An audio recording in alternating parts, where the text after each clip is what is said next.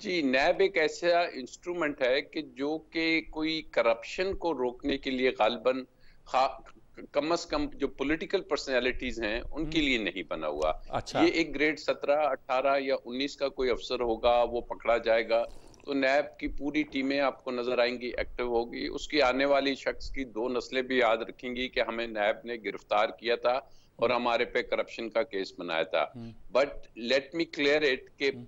नैब की हिस्ट्री में हुँ। ग़ालिबन आज तक कोई एक भी कन्विक्शन ऐसी नहीं है हुँ। कि जो कि किसी भी पर्सनैलिटी को, पॉलिटिकल पर्सनैलिटी को जिसके तहत हुँ। कन्विक्ट किया गया हो और वो हुँ। सज़ा बरकरार रही हो। हुँ।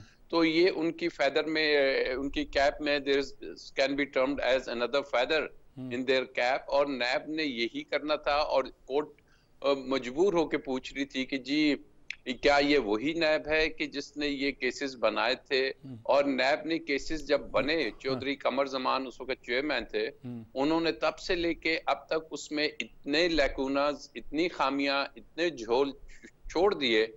कि ग़ालिबन कानूनी पे अगर हम चीज़ों को देखें, हुँ। तकनीकी पॉइंट ऑफ व्यू से, हुँ। तो इसमें अल्टीमेटली उन्होंने तकनीकी बुनियाद पे तो बरी होता हुआ हमें बिल्कुल नज़र आ रहा था। हुँ। लेकिन वो जो एक सवाल था कि ये हैं वो रसीदें, ये हैं वो ज़राए, हुँ।